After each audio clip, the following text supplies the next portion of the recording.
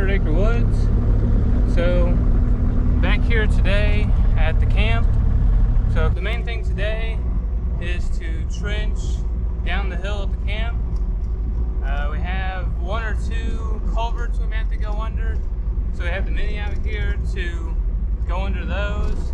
Otherwise it should be pretty simple trenching. We've gotten the pipe out to where we should be able to dig it up pretty easily and get back to trenching down the hill. So follow me while we work on that today. Okay, so we're going to be trenching right through here. So we're going to be coming down this hill, probably just this side of the ditch.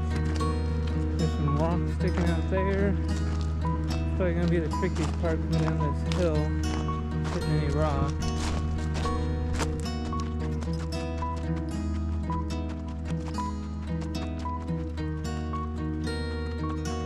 One culvert here that we'll have to go under, and then be able to go right alongside. So down here is where the main buildings are, so we're finally kind of getting down that direction. Right before this, we got the trencher fueled up and got it greased. That's a big thing with it, is it can go through grease of the big bearing in the back. And then just dug up the water line next to it and got the trencher going. So this is the spot that we stopped last time we were out at the camp. So as I mentioned before, just getting the previous spot we stopped dug up so we can put the trencher boom in the ground and get trenching again.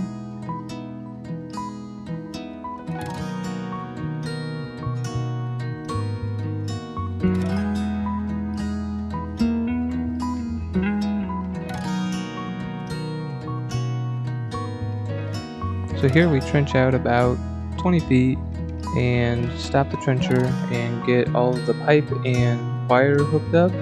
So we have all the pipe stretched out alongside the ditch, and we have a couple of things on the trencher that will feed the pipe basically into the ground whenever it's done. Same with the wire, we have a spot the spool of wire will go on the back and can feed the wire right into the trench so that it is feeding in as you trench.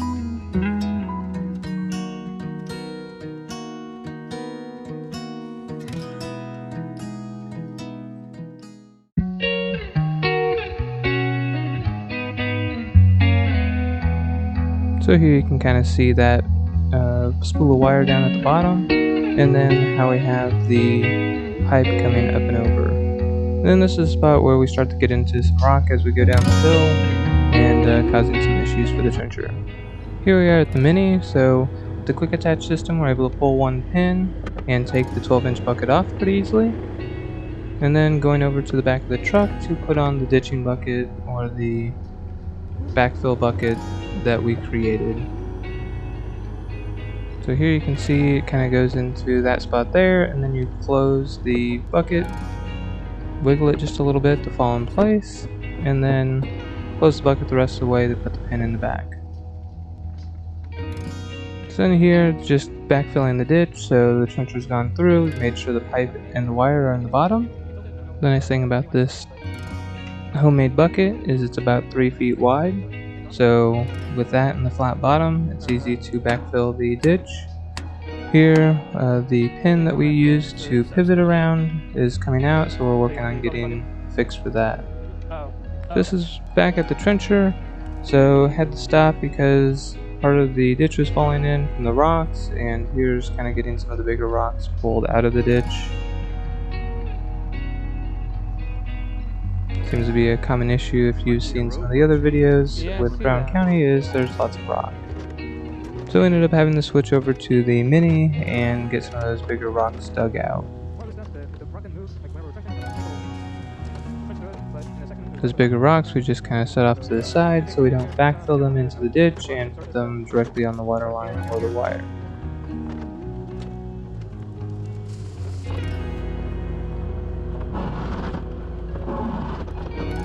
You can see some of the dust kicking up from trying to dig to the rock.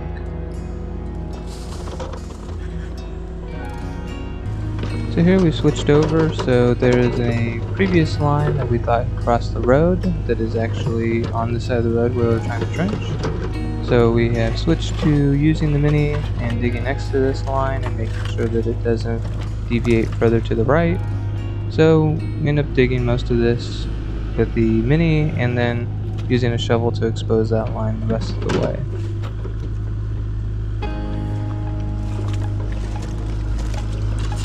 And the water in the ditch is from a ditch that is next to this one, where their water runs down the hill, and we just had a lot of rain, so that's why it's kind of following the rock ledge over and filling this ditch up.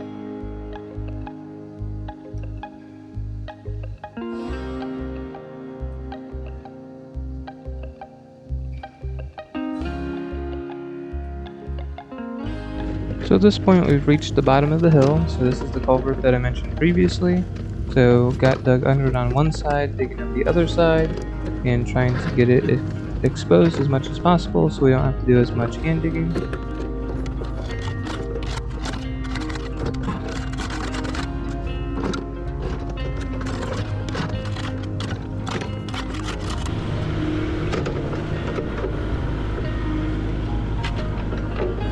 And at this point we've crossed the white line that was exposed earlier, we've crossed to the other side of it, and we're having to spot it down here as well. And we're going to cross back over because it goes kind of toward the buildings and we're going to stay along the side of the road. So you can kind of see it's exposed there and got dug under it and got dug under that culvert.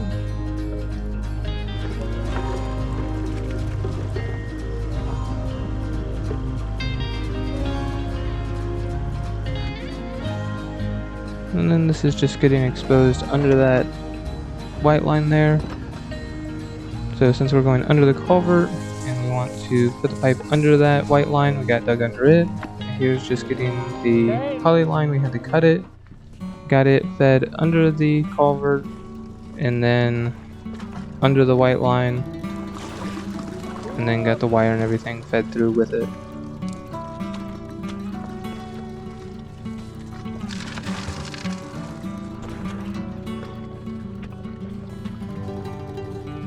And then once you get the poly line all through, the nice thing with it is, since we just cut it, we can fuse it back together like we fused in the previous videos.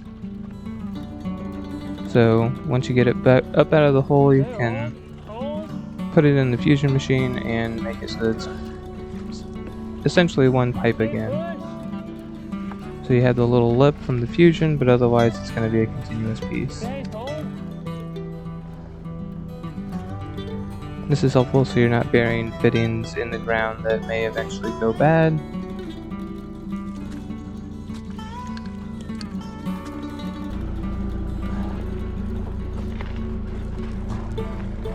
So I'm pulling the line out here, and then have Dad further back the ditch, and he's getting it fed in and making sure that there's no humps left in the pipe.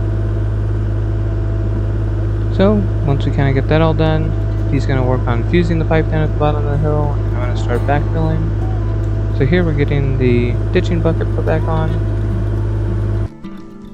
So one of the issues we've had is getting these flat base connectors put on. So with some other Pioneer fittings, there's a little ball that holds the pressure back.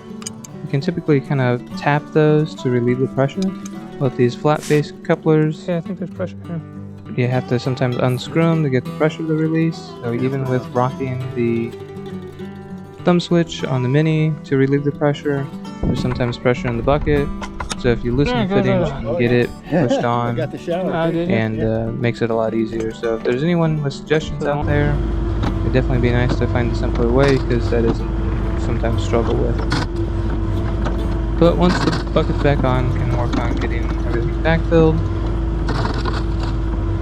Here, this is where a lot of the rock was, so trying to avoid putting any of the big rocks right on the water line. So trying to scoop some of the dirt on, make sure it's covered, and then come back over and put the rest of the dirt on.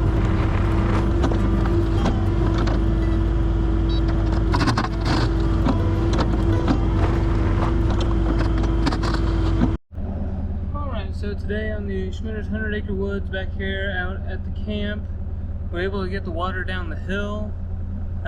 So put in, I don't know, another 500 or so feet of pipe.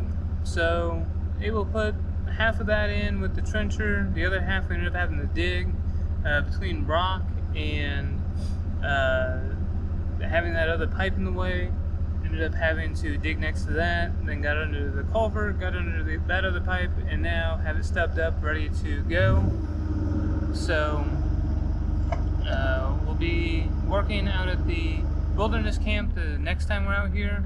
They have some camp activities going next week, so we can't be down here, but we'll be up at the wilderness getting the water back there. So to kind of show what we got done today, starting back there, going down the hill, we got all this put in, got it all backfilled, ran the trencher over it several times just to pack it in.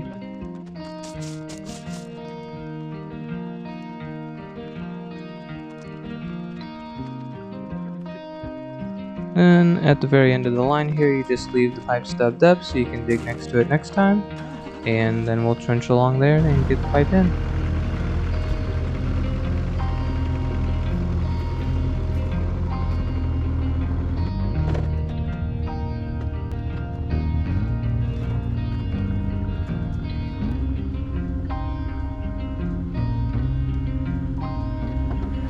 So thank you for watching the Schmitter's 100 Acre Woods at the camp edition here. So hopefully you are enjoying the videos.